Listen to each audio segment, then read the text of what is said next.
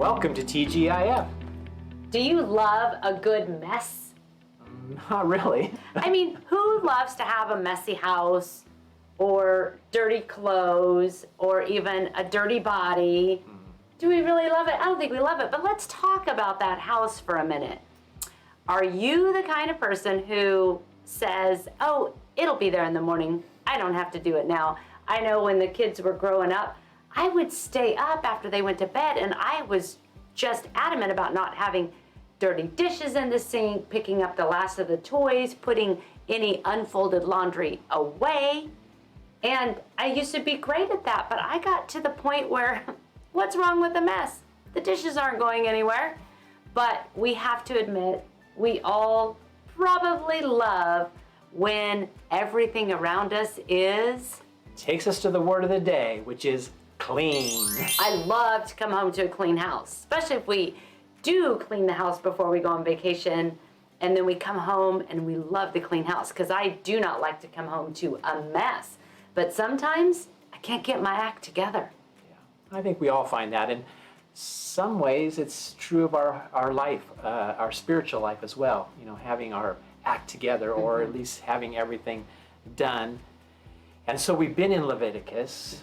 We've seen some real interesting things in the first two. This episode, though, that we're focusing on is from Leviticus 11, verse 44.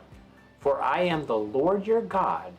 You must consecrate yourself and be holy, because I am holy.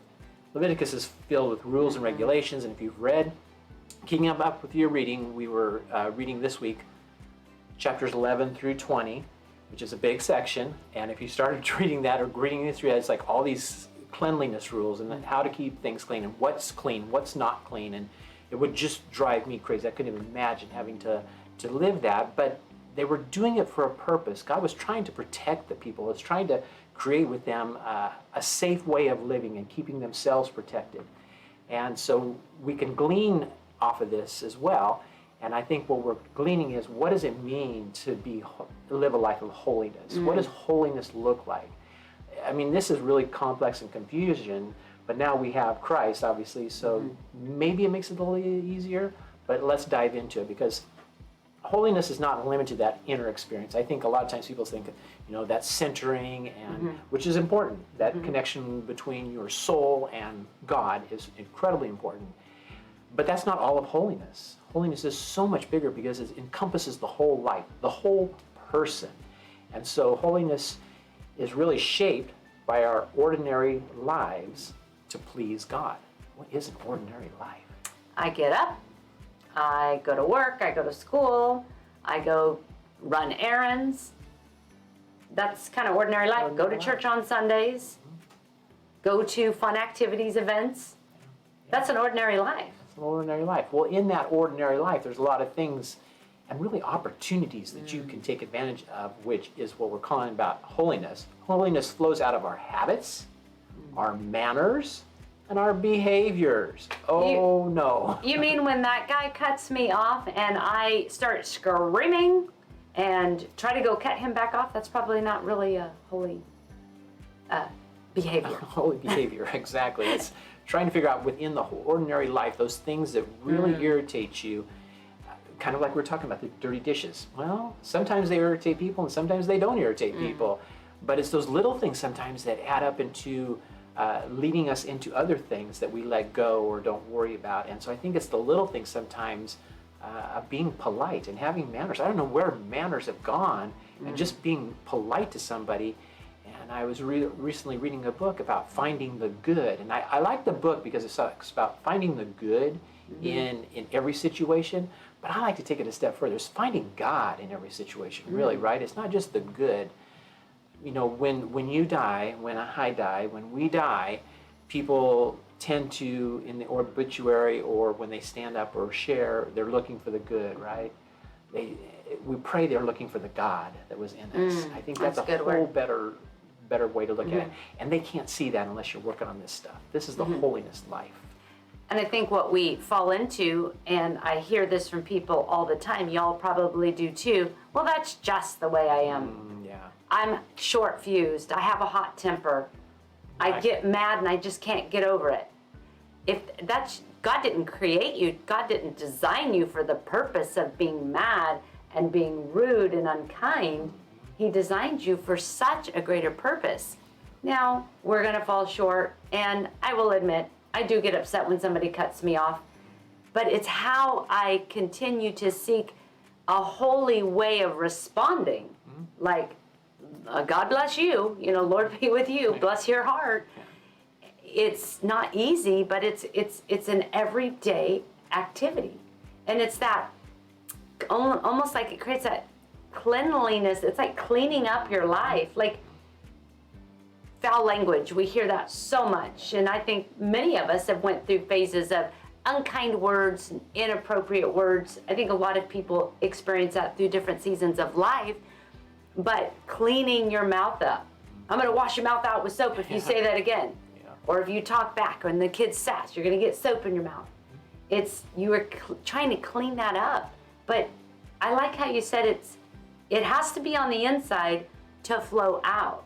Because if I say, well, that's just the way I am, the way I responded, then there's something inside not right. I'm not connected with the Spirit. Yes, I'm gonna mess up and I'm going to say things and do things I shouldn't. I get that. But am I gonna get up the next day or in that next situation, try to see God in how I respond versus don't just try to be good. We talked about that a couple weeks ago, but not try to be God, but try to see how God is working through it, and maybe your response be that way. Sometimes it's the little examples, and here's one for you.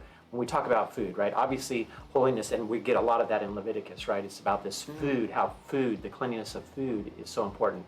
And so maybe thinking about food in this example, do you ever check labels? I mean, I'm pretty bad about that, right? I'm always checking for sodium and the sugars and everything. And it's those little things that are put into food that I then consume that actually makes an unhealthy life. So practicing, what are you gonna say when things go wrong, when things are created that you don't feel good about and you want to respond in a negative way. It's like having those little responses is just like looking at the sugar label. Okay, when this little sugar thing takes place, this is how I'm responding to it, or this is how the sodium's too high over here, and I've got to figure out my responses to it.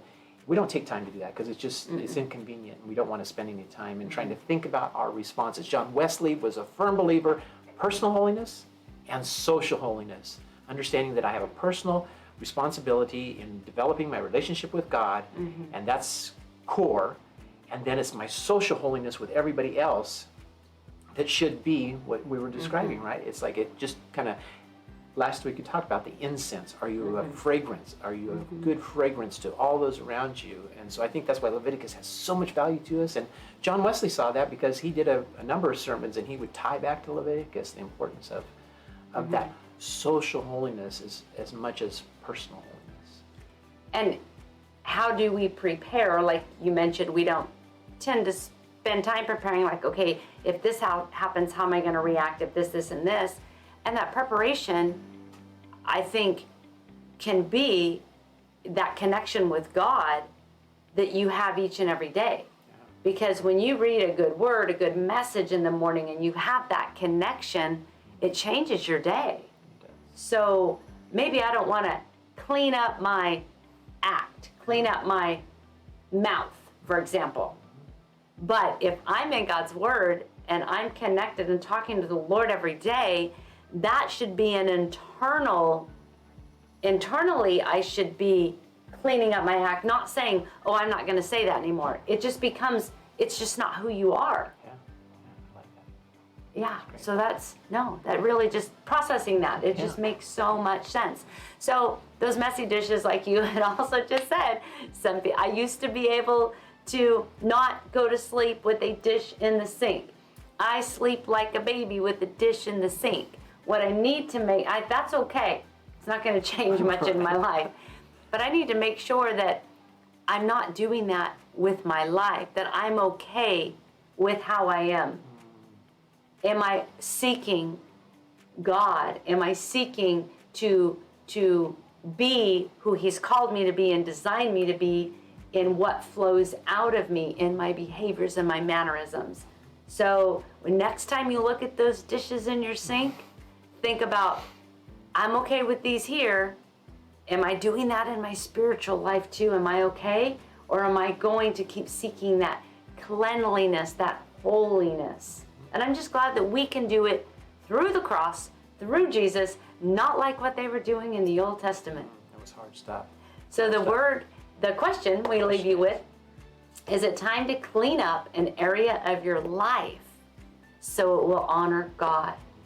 We're not cleaning it up to be somebody who people look at, like that's not our intention.